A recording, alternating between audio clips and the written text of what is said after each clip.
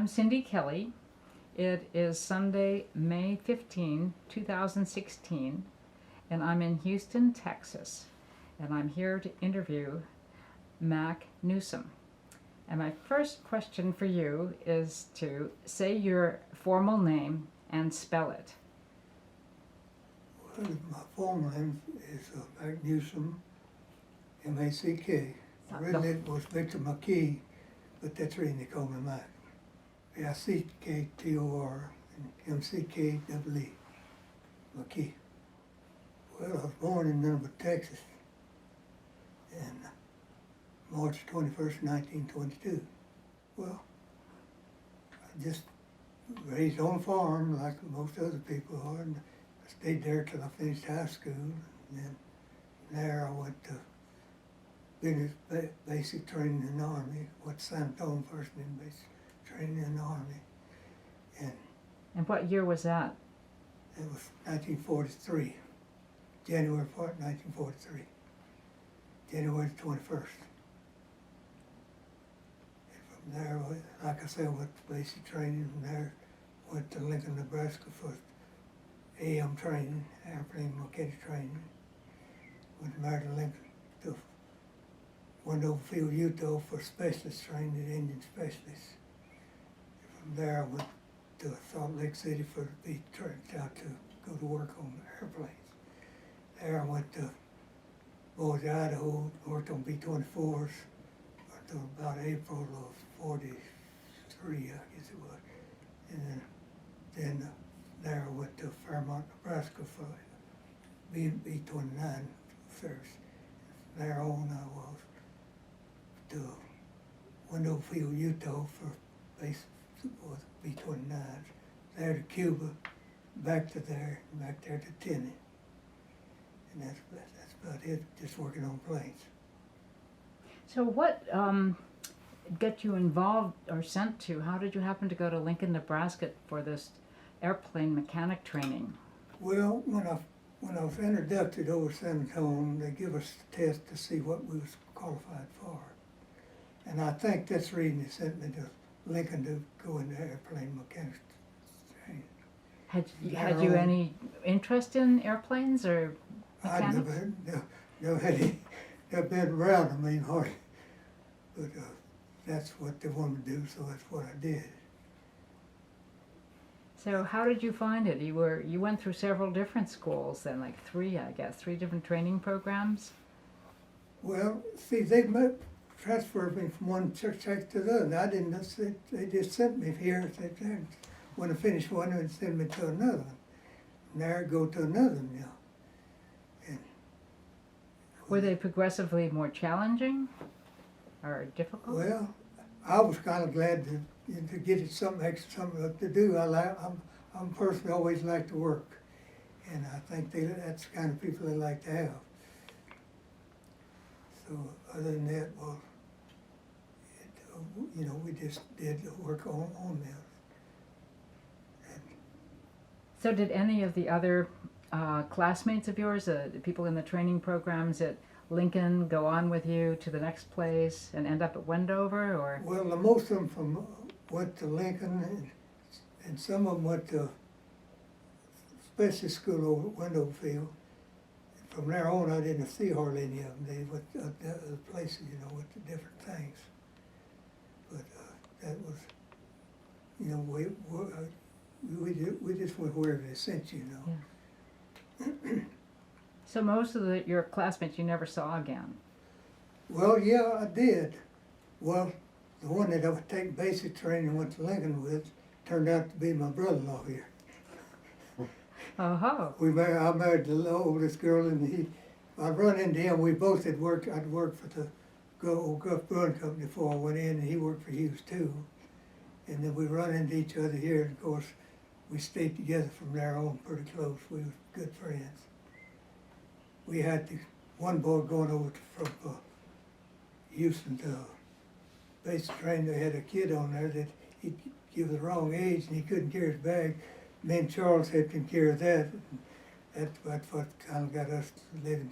We was in the same tents there, and then we knew he was there on. So was Charles your brother-in-law, or became your brother-in-law? Became my brother. Right. So did you? He went to England, and I went to South Pacific. I went to Tinian. And when both got out, well, of course, we working for the same companies, Howard Hughes. Well, we run into one another here, and we run around together to end up marrying sisters. Isn't that fun? Yeah. That's terrific. All right, let's move on. You were at Wendover. That was sort of the where you began to work on the Planes. That's where we went from to overseas.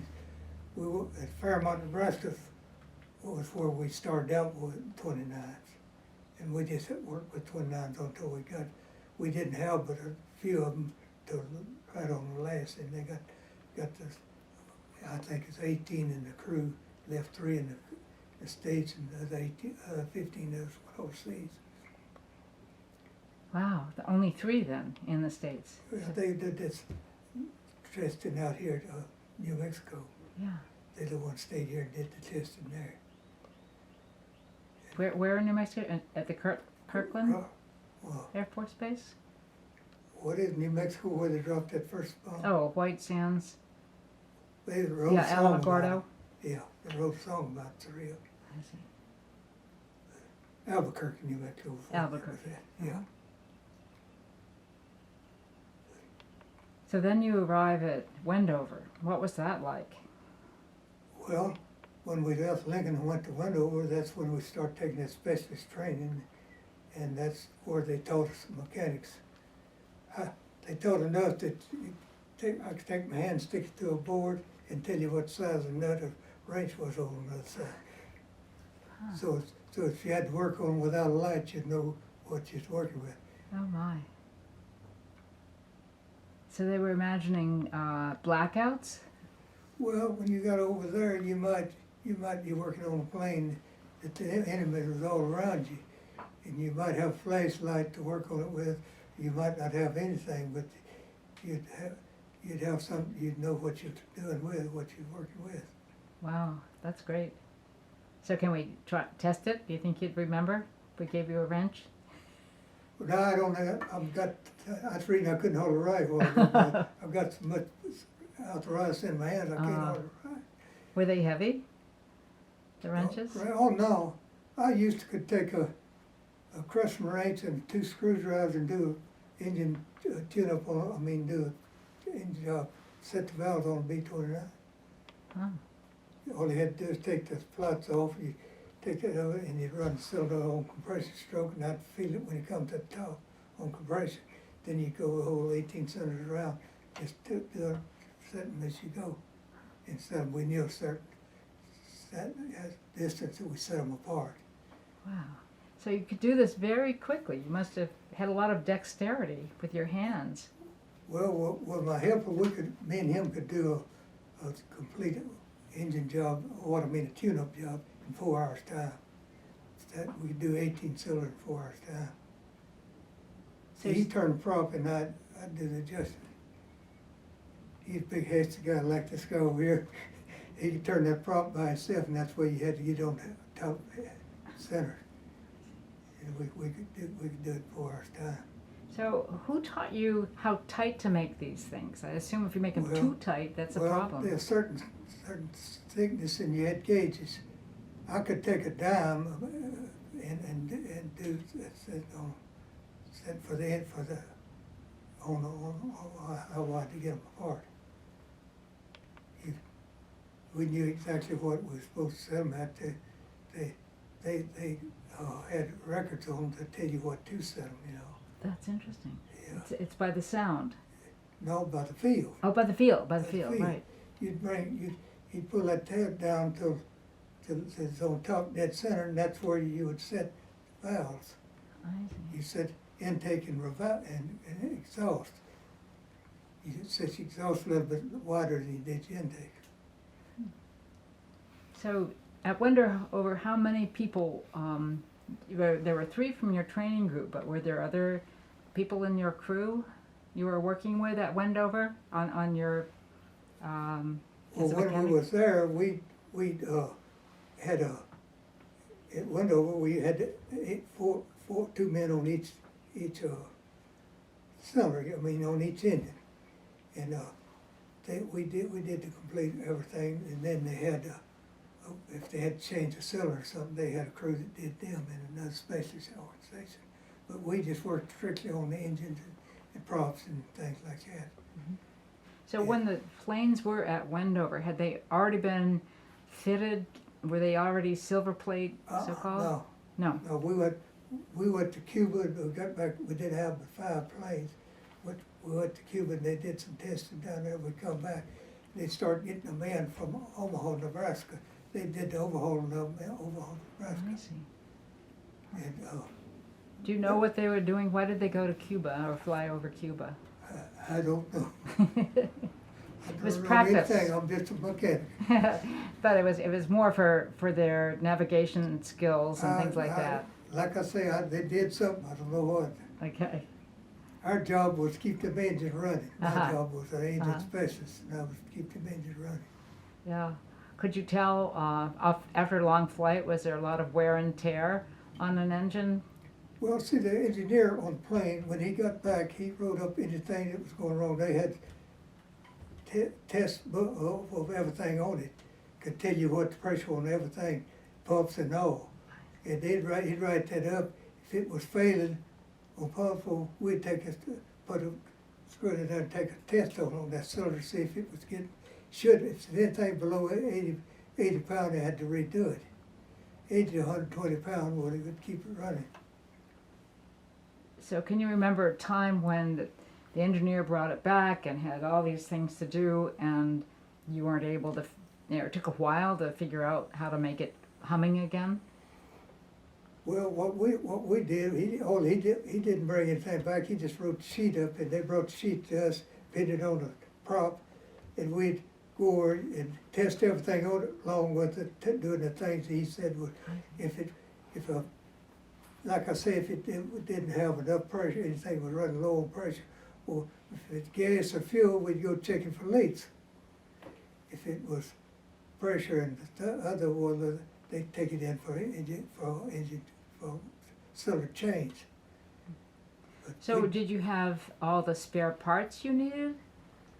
Well, no, we pretty well had them all the time. We had where we go get our parts regular, just like a shop had them. We could get, in Cuba, we had a bicycle. It's about a half mile or so down there. We need a part, you got on that bicycle, we got that part and come back put it on the plane where it needed it. So Wendover is a pretty big airfield. I mean, Yeah. I could see Well, that's that. where they used to train officers barracks. That's where the officers barracks was. But that's where we did the specialist training. Where did you live when you were there? We had barracks. We had barracks there. We went regular army barracks. And, Recently, I was there a few years ago, and there were a number of barracks still there. yeah. Well, we had about the most decent barracks we had while I was in our service. Yeah, they were wooden clapboard. Old barracks, yes. Yeah, very nice. Double, second store barracks. 2 store barracks. 2 stories. Yeah. And the hangars were tremendous. Yeah, they had all these, when they was teaching, they had cut off of engines where that you could see what they were doing when you was learning how they worked, you know. That's where we got our training on those cut off engines and start them. Well, everything from, I think we had Buick engines, they were for these P-38s, and they had regular radial engines for all the rest of the planes. So if the engine is cut off, there are 4 engines. How do you get it in and out of the hangar? Do you push it, or do you have They the had on a thing where that you could little truck? walk around it just like you walk around that thing there and look at it. They'd turn it over and show you what each cylinder was doing and what you did, how to put rings in it and everything, how it all went. See, we were supposed to went to where they built engine and everything, but they quit sending us there and started using civilians when we finished there. And the one went overseas, they quit sending them to England, so I ended up going South Pacific. That's the reason I had to go South Pacific, I guess. Well, when you got to the South Pacific, did that cause problems with the humidity and the sand? And I mean, did you have extra problems working in that? Real nice, 120 in the shade. You wore cut-off breeches, Oh, no shirt. yeah. You come back, well, you was about to color his pants. You had such hands. Whenever you come back from overseas, we all had real good suntans, I'll tell you. Oh. And then you say, did you swim as to cool off? Oh, you could go in the bay, yeah, but you had to be careful. What was in the water? Everything. Everything. Personally, I didn't do any swimming. I can swim, but I didn't go in there. But yeah, you could go. Well, see, the island is 55 miles wide and 15 miles long. The east part is flatlands, and that's where we had a north part is India, is mountainous. And they had a naval yard on the north side, and we was on the northwest side, and we was on the east side. So, where was the mechanical work done? And We did it right there right around the plane. right, and the airfield is in the north, right? Yeah. Well, if we got overseas, we actually had two compartments. We had the 8 men that take care of the engine that stayed with the plane. We did all that. I was one of them. And we did up to 100-hour inspection.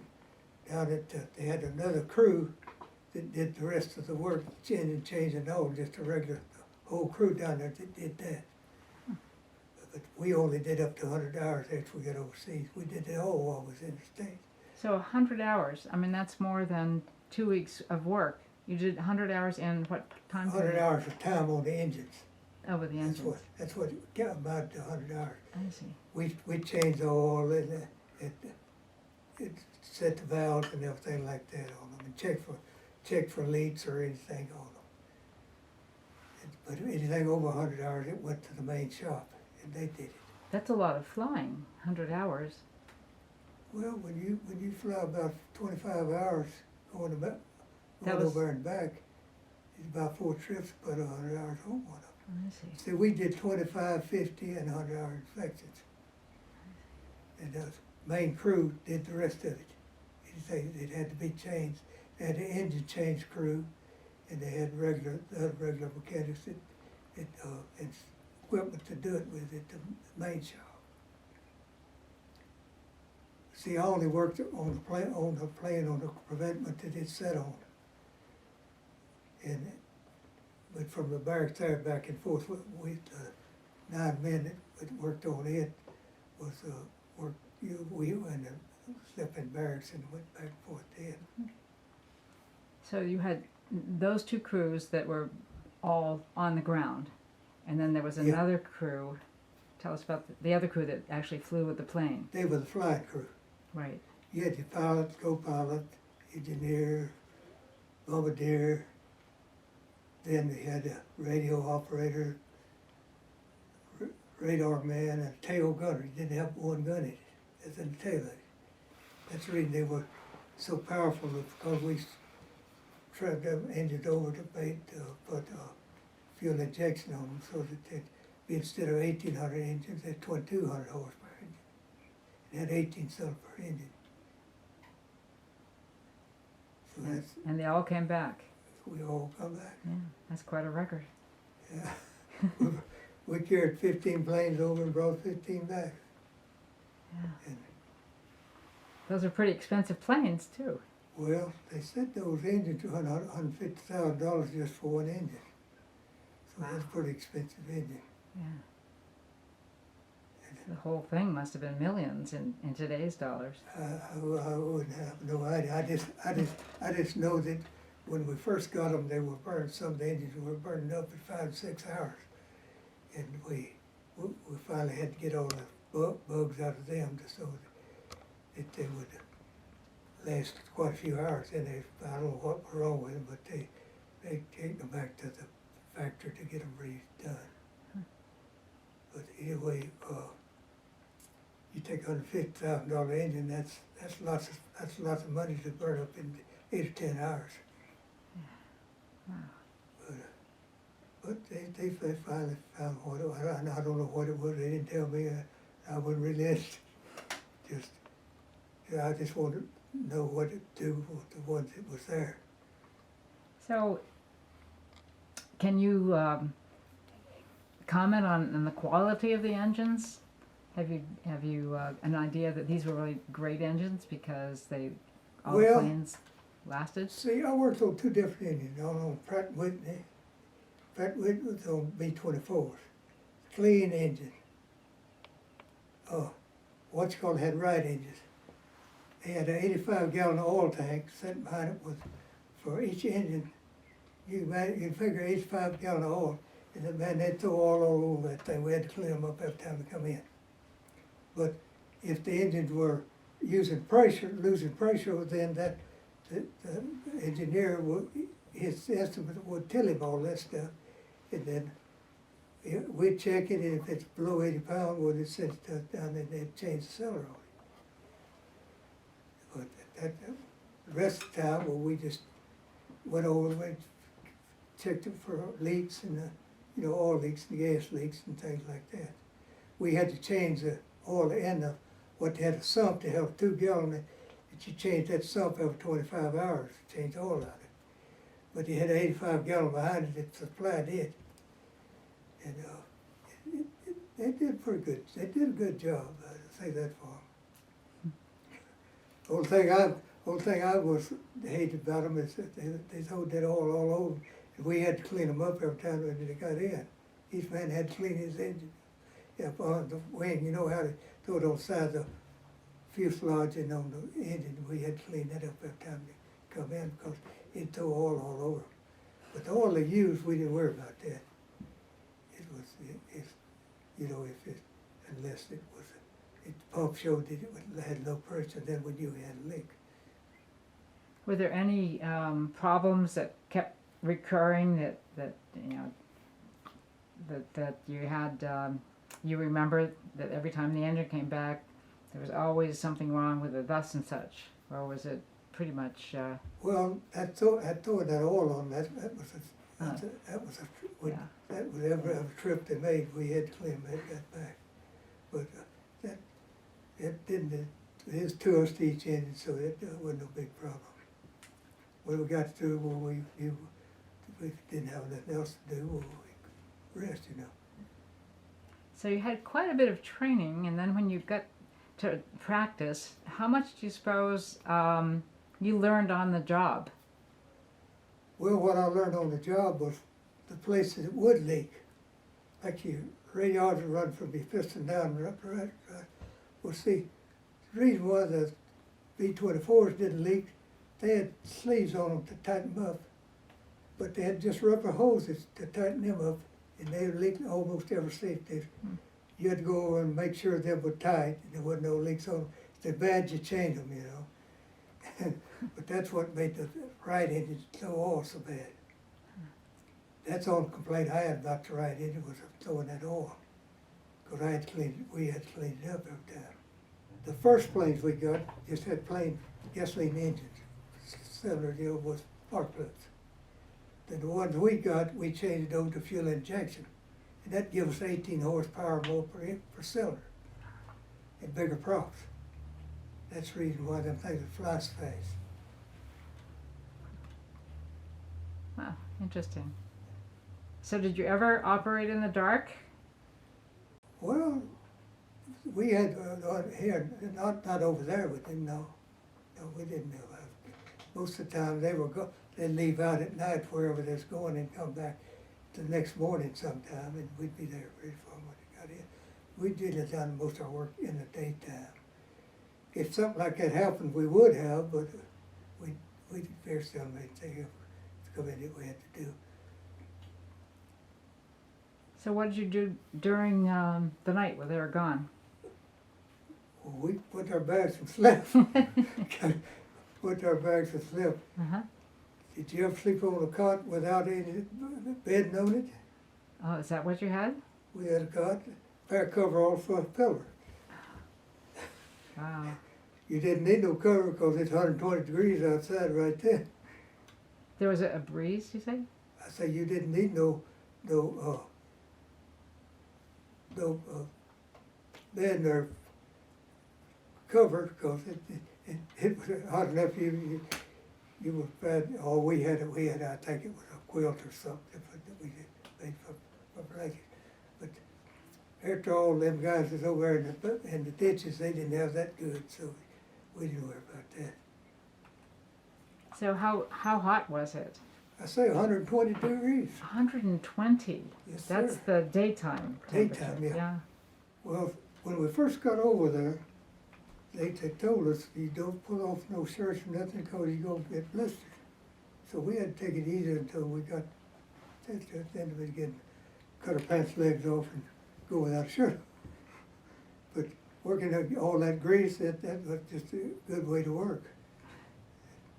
Of course, at night, it wasn't no 100 degrees at night when the sun went down, but in the daytime, when you was working out there, it was hot.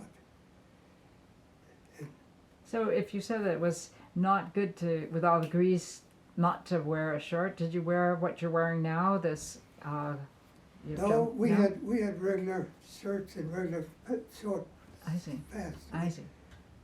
that we wore over there, and we had some coveralls we could have wore if we wanted to, but they were real nice, let us do like we wanted to in the forest staying cool, but they made sure that you got a good sun down before you went out there, because it would burn you. And they didn't want you in the hospital, they want you. Wow. But, Yeah.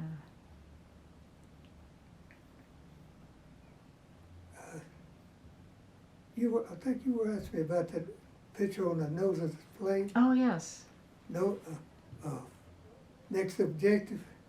Yeah. Well, they said we put on it, but I didn't have nothing to do with putting that on there. But it was the people that had it before when they worked it on for us. I think they're the one put that on there. I'm not sure. So tell us a little bit about the plane. So its name, tell us the name again. Our plane Yes. is next objective. Colonel Lanson's is Nola Gay. Boxcar is a boxcar. Mr. Box plays a boxcar. And some I don't know how many I forgot a lot of them. But So the nose cone art that we see on your next objective, that lovely woman, that was done after its missions? That done after the? that was done before we went overseas. Oh, it was before. Oh, okay, Yeah. right. Yeah. Yeah. Yeah, it was right up on the front nose of it. I don't know, if somebody would have got that plane and went down, I don't know what they would have got out of it, but and one of them had most of them was named after pilots. Like the boxer, the reason they named his boxcar was the box, and most of them that's what the name was after pilot. But, So do you have any idea what the next objective was supposed to refer to? just a redhead woman. I see. I guess that's all I could make out of it. So were there any women on base at Tinian Island? Not You can't remember any? Oh, we had goops, we called them that would live there, you know. I don't know what the word is, the people that lived on the island. Mm-hmm. But of course they was in camps there. Did they have a role? Did they were they stewards, or did they have jobs? No. No, they had them in camps. I see. They had that tents and things for. But you'd see them go by on tracks. I don't know what they was using them to work on. I don't know what they do. Hmm. But you'd see them up out by our barracks. They'd see a load of Americans with them on the back end of them going on trucks going by. But one of the bad problems over there was water. We didn't have clear water. There's only one lake that had any fresh water. And that was one of our problems. So there was a lake, Yeah, there was a lake. and then who would carry the fresh water? That's all fresh water was on the island. I see. But that's where they got our water from. Every now and then you'd be out in the shower taking a bath, and one of them, they had to eat Japanese that was in them islands and them tents. They had to come out to get water. You one come in and that we didn't drink water for us taking a shower. That's unusual, but we had one old guy that run 6 of them on. I run out and the patrols would run them down and catch them. They wouldn't do nothing but put them in the tent. Put them in, I don't know what to do, but anyway, they chased away. But see, they had to live on canes and stuff out there, dens and thing in the mountains. See, half the island mountains. Our part was flatland. And that's where they'd come out of the mountains down there looking for. But there were mountains Yeah. on the island, yeah. So do you have any idea what the economy was before the Army Air Force came to Tinian? I don't know what it was, but they told us that there was around 2,500 of them still in those dens and things in the mountains. But that's the reason why that every now and then one of them would come out trying to get fresh water, and some needs what they're doing. But we didn't never have too much trouble with them. It was there a while. I guess the airfield was the biggest of all the Pacific Islands. Yeah. Can you describe it? Yeah, it's on the flatlands, and it's just the water's around it like this, and it's back here, and then the islands start here going in the mountains, and it's all flatland, and our flat just around. I could even show you where my plane sat. Aha. That's a good idea. So I say my plane. I was assistant engineer on it, but yeah. we had a boy been in the Army 8 years, and I've been in there going on 3, and he just one stripe above me, so he had to be the crew chief. But he's a good man. He was good to work with. And what was his name? Andy Anderson. Anderson. Isaac. Andy Anderson. Yeah. Yeah, Andy Anderson. So you were working on it 3 years, you say? Well, that's how long I've been in. Yeah. Well, it's long. I had 4 brothers above me, brothers that was in the Army, and I was youngest. The last one to go in. They went in at first, mushed them down till they got to me, and I was last. So you must have been, let's see, how old were you when you graduated high school? 18? When you went in? 19. 19? Yeah. So you were just, I worked for Hughes Tool about 8 months, and the Army got me. They take us in steps down. Like, the reason I got to stay till I was 20 was because I had 4 more brothers ahead of me that went in.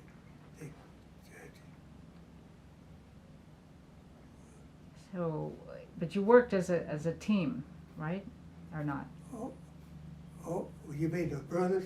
Well, with the 8 of you mechanics? Oh, yeah, we worked as 2 of us on each engine. I take number 3 engine, and then they said no, 1, 2, I had 3, and number 4. Your two middle engines were your hottest running engines. That's the one that burned up. So that's the one that you need more, the one that burned up sense, because they didn't get as much air. Like the fuselage, that fuselage didn't get much air, and that naturally they run hotter. That's number 2, you say is? I take number 3, 3. and they had number. You had number 3. Yeah. Interesting. So it was hot at night, and could you sleep? Oh, yeah, you sleep. You slept, you were tired. You can learn to sleep. Yeah. Was the sun pretty, it's like near the equator, so the sun was pretty regular about setting promptly and getting up? Yeah, it'd come up and down practically every day. You'd have every now and then you'd have one of those little stems that come across and maybe come across the island, but very few. So how many months were you there? Oh, let's see, about 8 months. 8 months? We was over there about 8 months. So you went over, you remember what month you went over? I believe it's April, I'm not sure. It's the ground crew come back in just after the bomb was dropped. And we didn't get to come back until they got to Roswell, New Mexico. And that was about 6 weeks later. I think we got back here around the first of, I let out the 21st day of November. That's when I was discharged from Roswell. And the rest of the crew, we could get back until they got over here. They come by boat, so naturally it's taking them a while to get here, you know. And you flew back? Yeah, wherever the plane went, that's where I was with it all. To where we went, that's the reason I went to Cuba with it. And that's the reason I went over there with it. I flew over and flew back with the plane.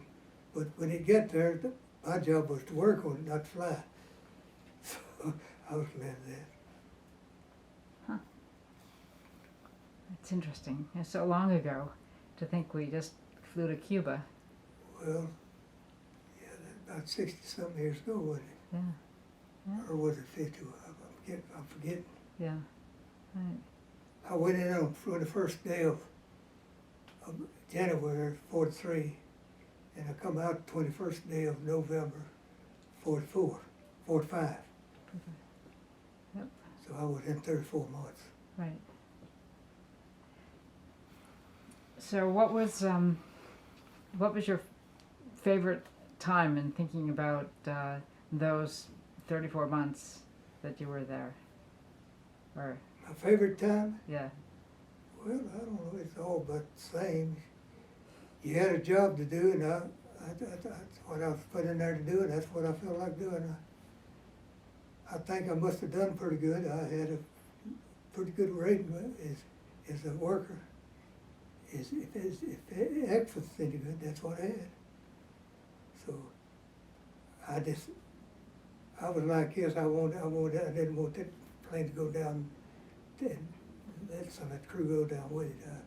I was strictly interested in doing a good job for them, and that's the best I could do. So when did you learn what the mission was of the plane that you were working on, or the planes? When you learned the mission of the 509th Composite Group? Well, they told us when it was over with. We didn't know anything until it was over with. But of course, they told us where it was going on. When they went, we wasn't even there probably when they left at night, because when we got through working on them, there wasn't nothing wrong with it.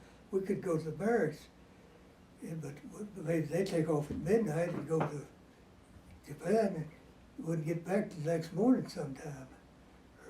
And we generally wouldn't be there when they left even, because they generally taken off at night most of the time.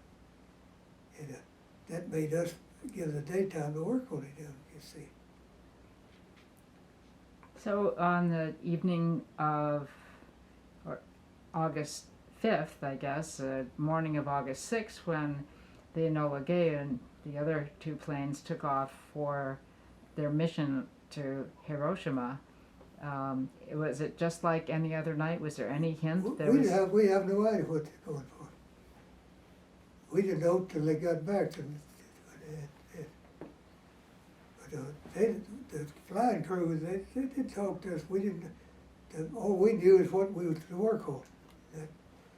So how did you learn of what happened on August 6th? Well, the next day they told us what had happened, and we had a little party. They gave us a cold cut dinner and couple bottles of beer for it, and they told us what happened. And, but that everybody knew at the same time what had happened. So you had a little party, but there was no rest for the weary. You kept going, right? It was going.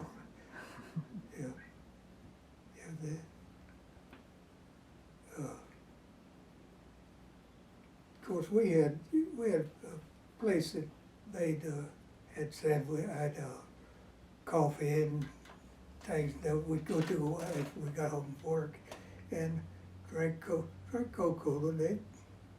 We had a few things to go to there, but the mess hall made all the donuts and things for us, I guess, and they had a place to go to get a few drinks that they needed when they got off work.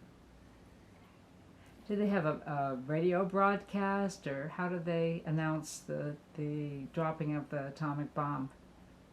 Or did they just gather everybody together? We just had a gathering down there, everybody's talking about it. Everybody was talking about it. Well, one of us knew it, and others telling others, and then it's going on around like that. But my job was I had to go clean up my plane, me and a couple more brothers. They was having a good time, and I didn't get back to the post till it was over. But all in all, it was okay. Yeah. How did you feel about it? Did you feel? Well, you can't help but feel sorry for the families. And we had people that they had all prisoners who was in those. The lucky part it was they had been where they dug out, on the ground. Most of them was in them. That's what saved them. The bomb didn't. What it did is it got everything above ground. You see, and the ones that in there, but you can't help but feel sorry for anybody. But what I didn't like, Japan started it. They throwed the first ball when they bombed Pearl Harbor, and I felt like they had it coming to them for that. Not the people over there, it's the officials over there. The bad part about this, they was getting in the holes and hiding too, But if it'd been just them, well, they'd been real good. But other than that, I felt sorry for anyone that lost people over there. So did anybody say what was coming next, or you just went back to work and then learned about? Well, they dropped that first one and they give them a chance to surrender, and they wouldn't do it. And they told them then that there's something else coming. And the second one, the people, they take heed to it. I've talked to many Japanese person over here, and they'll tell you that there would have been genuine more Japanese killed, and there would have been many more if we hadn't have done that. We saved lives by doing it. But you got to feel sorry for the people that got it. I say they did. I only kept the plane running. That's my job. I don't feel that I did anything wrong. I did what I was told to. I felt that I was given a good deal. When my dad passed away, Colonel Fletcher flew me home. When I went overseas, they let everybody go home for vacation. I had too much time. Colonel Fletcher flew me home again. So I feel like I got my share. Yeah. So what happened once you got home? What did you do after that when you were released from Tinian Island and had a chance to come back stateside? Where did you go? Well, see, I stayed with the plane. We flew right into Roswell, and we turned loose. But when we got there, well, I checked my plane in, and the engineer on Captain DeVoe, our pilot, he said his engineer wanted me to take his place. He wanted me to stay on sign for 3 years. He'd give me another stripe right then and guarantee me a master within a year's time. I was a tech, and he can't give me a mess within a year's time if I decided I wanted to be his engineer. But I had a job at Houston with selling beer that I could make as much in a week as I could make as a master sergeant in a week, in a month. So that was my reason not to even want to stay on. Besides that, I was ready to come home anyway. But I wouldn't, I came home. But I could have stayed on. I was offered a job. Mm-hmm. He knew me, the reason why that he wanted me to stay on as his engineer. Because I did the same work he did, only I had the main work to do, and that's the reason he wanted me. Well, he trusted me, and that's the reason why he wanted me to stay on. Well, that made you feel good. Yeah, I did. Yeah, great. But when you say you went home, so where did you go? Did you go back to the farm? I went back to the farm, Uh-huh. of course. That's where my mother, that's where I was raised in Nineveh, Texas. That's just out of, you know where Centerville, Texas is? Halfway between here and Dallas. It's about 15 miles out of Centerville. That's where I was raised and went to school at Centerville in the last part of the year. I finished high school there. So were your parents glad to see you? Well, my mother was. My dad was gone. Yeah. Well, like I say, I had 4 more brothers older than I was, but my next oldest brother, he was with the OSS, and the other one went to England. He was across the D-Day, the channel on D-Day, with D-Day with heavy artillery. But he made, both of them he made it back. The other never did go over. He stayed here. He was in Virginia.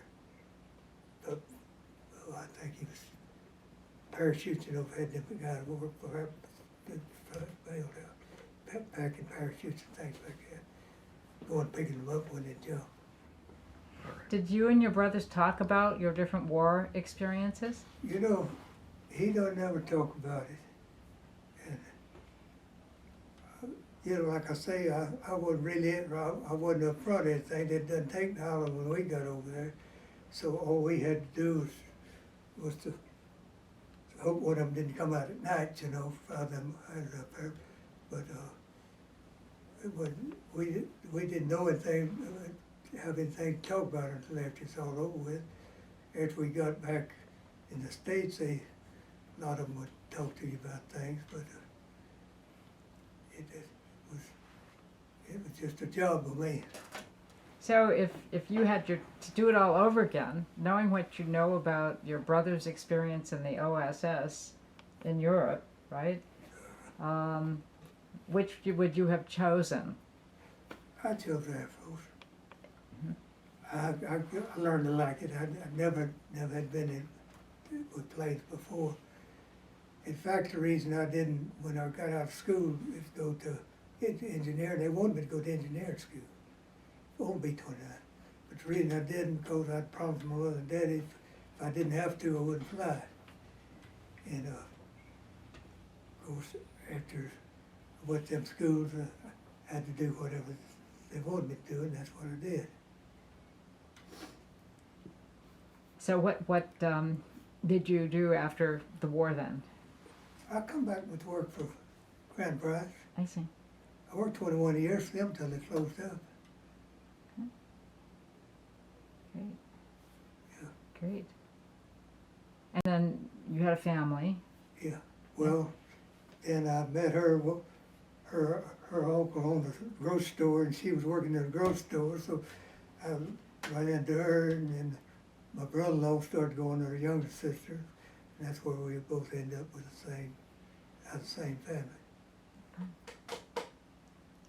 So how many children did you have? I got 2. There they are. Where's the girl?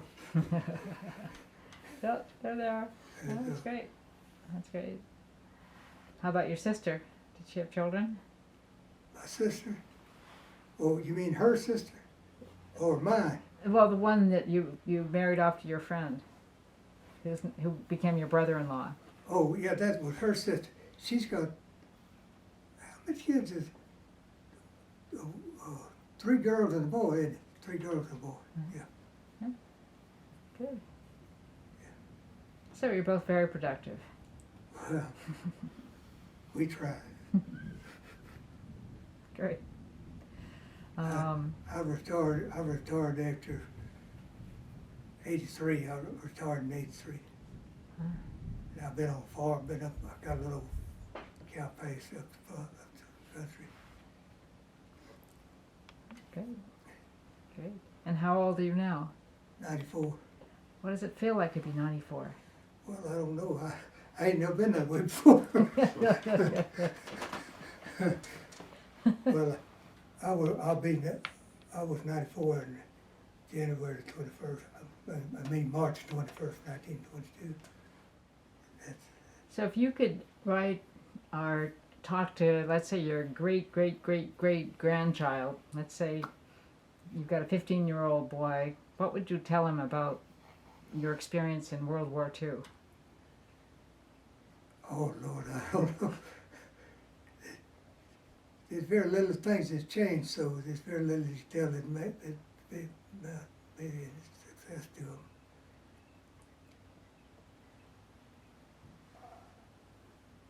I don't know. I just tell them to take what you need to be put in and go with it. Yeah. Wow. So are there any, is there anything we haven't talked about that you want to share? Well, I could tell you one little problem is that the only thing that I had to get in the island, General May owned the island, he's over the island. He didn't like us.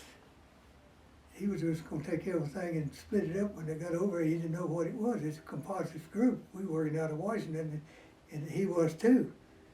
Well, they had to get him straight on that. And then when the war was over, we had 6 weeks to wait. He was going to make us get out there in March every day. Colonel Pleasant asked us, did y'all want to march or go on K racing? So we went on K racing until our time was up and come back on. So that's the only thing I had to get him is he wouldn't make us march, and Colonel Pleasant said we weren't foot soldiers. We'd done enough. We didn't deserve to march some more. That's great. That's great. Huh. That's the only complaint I had about it. Yeah. Wow. Fun. You didn't mind the long hours or the early rises and. It's a duty. You got to do it, and somebody got to do it. Yeah.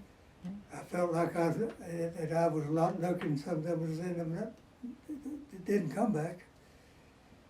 I had a cousin that went through all that over there, and he'd tell you that he'd have liked to been on something that he could work on and not been scared of it.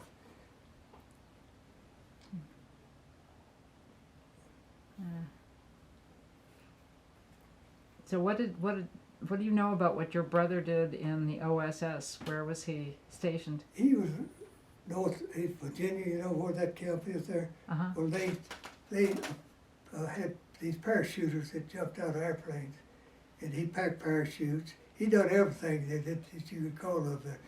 When they go out, if they didn't have a cook, he'd cook. If he didn't have barber, he'd cut their hair. He'd barber for them. When they got through, well, they wanted him to stay as a guard in Washington, but he said he wanted to come home too. And the other one, he was with heavy artillery when they crossed the channel there. He was some of the first one that went to England. He was in about 4 years, I guess. He went in the first crew went across the seas. And the other was in Washington. And I was all around with you, about 12 different places I went. Camps. Of course, they were in different camps here till he went over with just basic training and all that, and then they went over the first. And the other one in Washington, he was scattered around here 2 or 3 places, and they ended up there in Virginia, somewhere in Virginia there. Well, I think I was a pretty good automobile mechanic. I'd done quite a bit of that before I went take basic training. I think that's the reason why they sent me to mechanic school, because they used it, mechanical attitude. Okay. But that's the only reason I can give from this, send me from many different places, But I've got a 747 MOS, I've got a 684 MOS, and I've got a 750 MOS. That's 740, that's airplane regular, and then others specialists, and others is crew chief, for a crew chief on B-29. And speaking of that, do you can you tell us what happened to the necessary or the next objective, the airplane you labored on? Yeah, I got a letter on it. I don't think Mr. DeVoe, I don't think he was still on it. I think they changed it to somebody else. But they was flying mission out close to El Paso in a right engine called 04. Well, the pilot and the engineer got all the people off the plane, because they think when one gets on fire, you generally try to blow it out. The engineer tries to blow it out, but they couldn't blow it out, so they towed all of them out, and they went down by where the nose wheel is. They went out through there to jump out, and all of them went out except the engineer and the pilot stayed till last, and he went out and he hit his head on the arm first over the front roll wheel, and it never did open his parachute. But the pilot got out. But the pilot's one said that he thought he hit his head on that wheel. That's the reason he never did open his parachute. Mm. That's how the daughter, she got on it, all that stuff on it. That's how I know what all they had, because I got a letter on it, what happened to it. But I was just curious to what happened to it after I got out. I don't know, you kind of get attached to something. I was just curious, and I hope it wasn't what our people that was the engineer on it, but they were making engineers out of enlisted men. To start off with, as all officers. But when they come back, they started making engineers out of mechanics. So that's the reason why he wanted me, because I'm a mechanic, and he knew me too. So he wanted me to stay with him, and I saw I couldn't, but I didn't.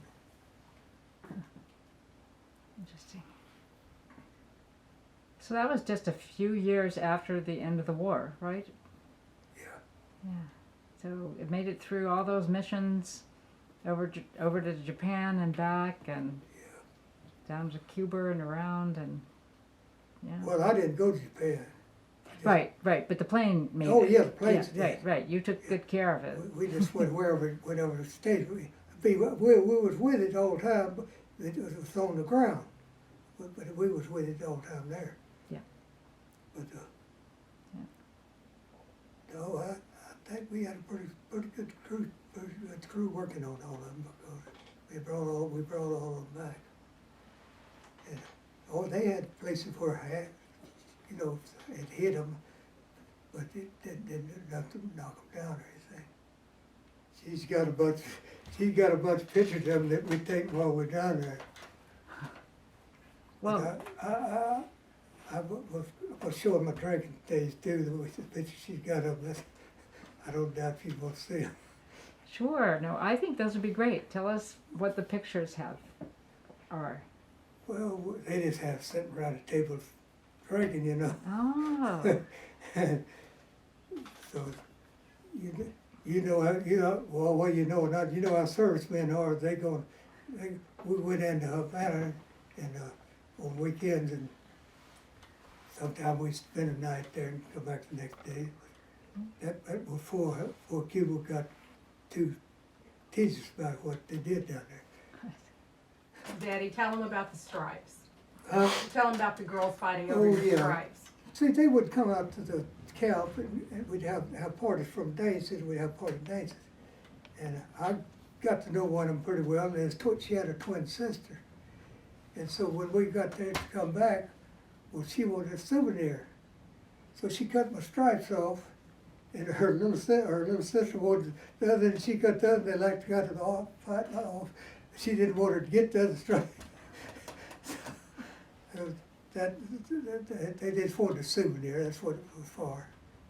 But they were real little nice kids. They come out there and throw those parties for us, you know. They'd bring them out there and we'd have dates and things.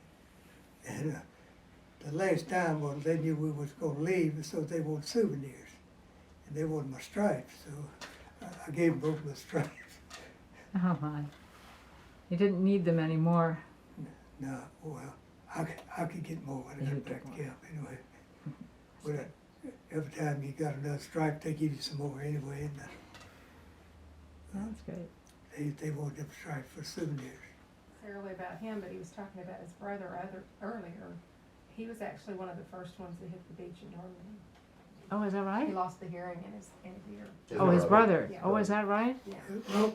Well, when I told you went to England, Yeah. he crossed the channel on D-Day with them, and he blew him out of foxhole and he ruined his ears. But he survived. Oh yeah, he survived. Amazing.